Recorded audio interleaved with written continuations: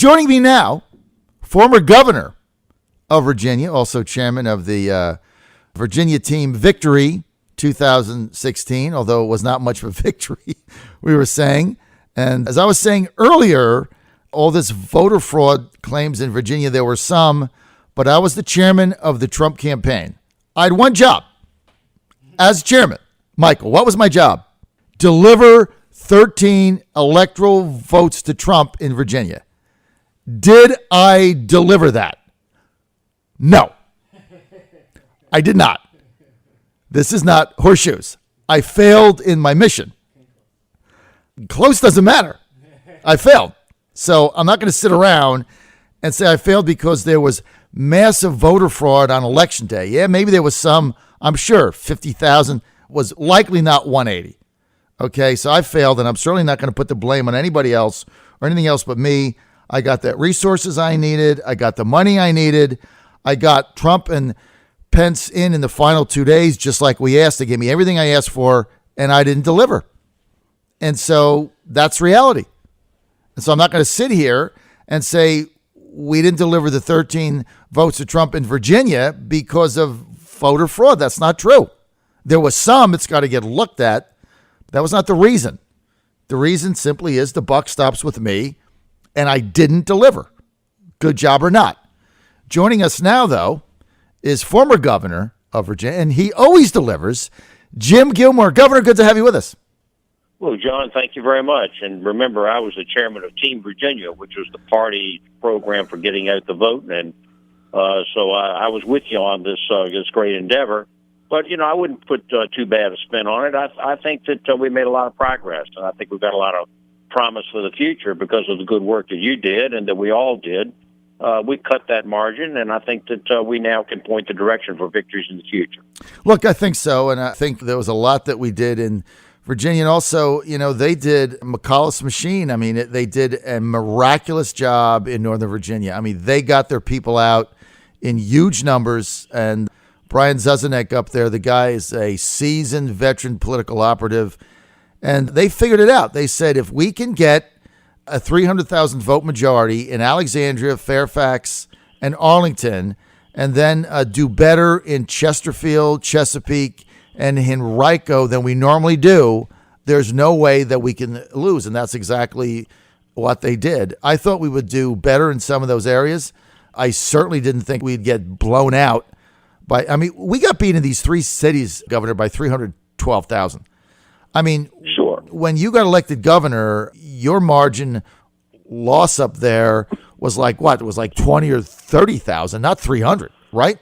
Big difference. Well, that's right, because we carried Fairfax. It's very tough to carry Arlington and Alexandria, which is just right on the edge of the District of Columbia. But you can carry Fairfax, and you can cut those margins in Arlington and Alexandria, and you just have to make an appeal based upon what you want to do for people. In my case, I was talking about cutting taxes, cutting the car tax, which we delivered on and kept our promise, and I think that it mattered a great deal to people. So the Democrats, who always seem to make an identity politics appeal, you know, it's on the basis of race or gender or, you know, these racist appeals, you know, they have begun to fade, I think. Even the Democrats now understand that dividing up the country on the basis of anger and resentment and race is, well, first of all, in the long run, it won't work politically, but in the second point, it's really harmful to the nation. Well, we got to figure this out. I want to get to the big picture here, Governor Gilmore, Secretary of State. And look, I know there's a process, and I know you don't want to talk about other people, but this Romney thing is really driving me nuts. I mean, here's a guy that was a failed candidate.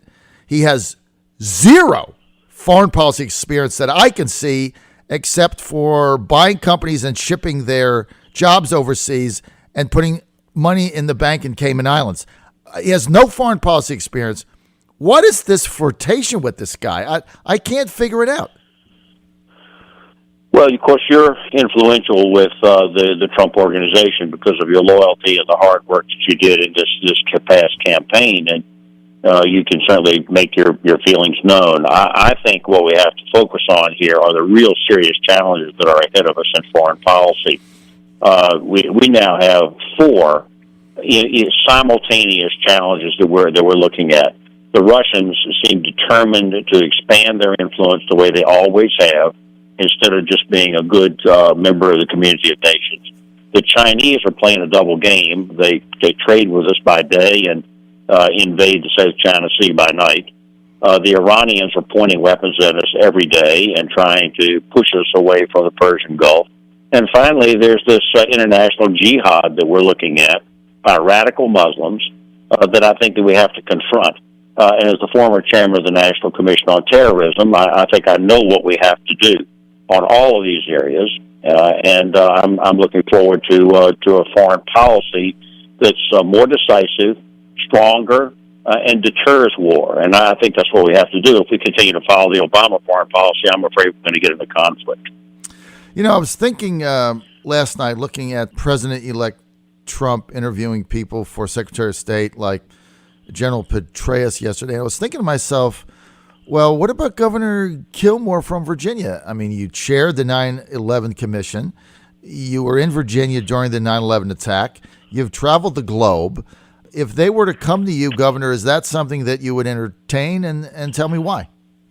Well, I'm certainly going to entertain anything that the Trump administration would like me to do. What I'm doing right now is working in the corporate world very successfully. I'm running a nonprofit that is based upon conservative policy, particularly the ones that Donald Trump is following or adopting. It's his program to build up the economy, to create more jobs and opportunities for people.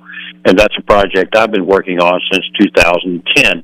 In terms of foreign policy, yes, we think there's a need for a new foreign policy in the United States. The Obama foreign policy is very dangerous, and I certainly have been working on that also very, very hard with the Free Congress Foundation, which I'm getting ready to rename American Opportunity Foundation.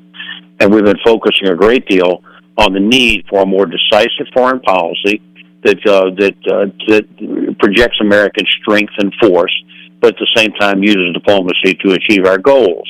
And those goals have to be better defined. I think Donald Trump's going to do that.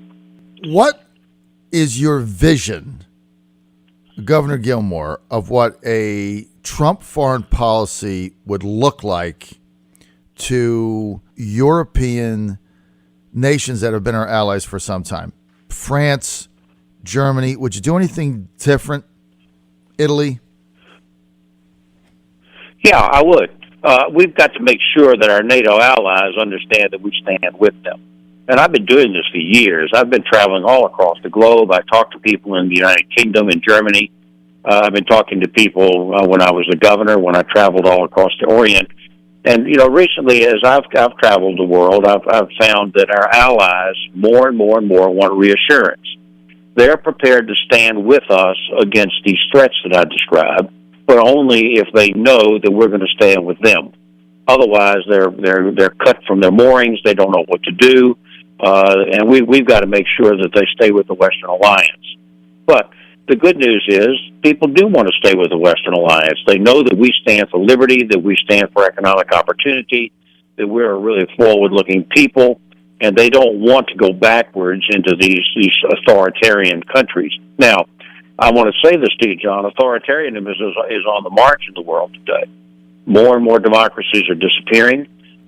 There is a push against the democracies and liberties people, and we've got to make sure that expands. And my vision is that we are, in fact, a country that continues to stand for democracy and hope and freedom. That's why, for example, with this Castro thing, we got to understand that if we say nice things about Castro, we're communicating to the people of Cuba and the people of the world that people of that bloodthirsty regime are okay with us. That they're just like anybody else. They're entitled to the same kind of Castro's entitled to the same kind of treatment that people who are people who believe in democracy are entitled to, and that's wrong and that's false. We have to stand for something in America, and I believe that principled foreign policy is what we need. Governor, President-elect Trump during the campaign had called for the reevaluation of NATO, its priorities, its structure. Also, he's called out countries that are not paying their fair share, as is signed in the agreement. If you're advising the president-elect in this capacity, would you do anything to restructure NATO? What I would do is begin a much more affirmative diplomacy with our allies to make it clear that we're prepared to stand with them, but they must stand with us, which means that we have to define carefully what our role is. We have to define carefully what the role of the alliance is and make it very clear that we're all equal partners on this and we have an obligation to stand together. And I think that's really all he was saying. I don't think he was saying we were going to abandon NATO or abandon our allies. I don't think Trump says that at all, right? The president-elect. I think he's simply saying that there has to be a shared burden and there has to be more affirmative leadership by America to make that clear. Would you be comfortable, and I know I've asked you this question in the past, but now as we're talking about you potentially perhaps being in some capacity in the future in the administration, President-elect Trump has said many times that he doesn't necessarily have a problem with a peace in Syria that includes President Assad remaining in power there. Do you share that view? I think that Assad has to be looked at within the entire context of the Middle East. The danger today is that Iran is trying to extend their influence and using Assad as an instrument of that. So are the Russians. I think that we have to recognize, though, that the United States has to temper its role in the Middle East and to make sure that we're not subjecting ourselves to the principle of the dissipation of our power, fighting in places where we don't need to be fighting. Now, that doesn't mean that that's the Middle East generally. I think we have to play an active role in the Middle East and bolster up our allies there and try to maintain some sense of balance. Well, a civil war in Syria, however, is not the place where we necessarily need to spend our soldiers. Okay, final question. Let's go to the Pacific Rim, South Korea right now. First female president ever, President Park, under fire, went to the General Assembly, said, if you decide I have to go, I'll go. Does that change? Does that do anything or change our relationship with South Korea? Depends on who comes after.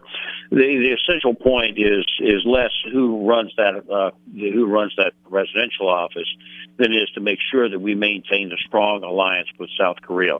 Now, we've already seen the Filipino president, for example, trying to separate himself out from the United States. In the long run, I think the Philippines stay with the Western alliance, stay with the United States leadership, and are contributors.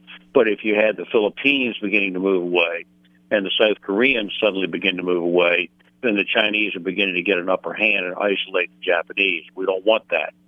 We want to make sure that our alliances are strong on the Pacific Rim.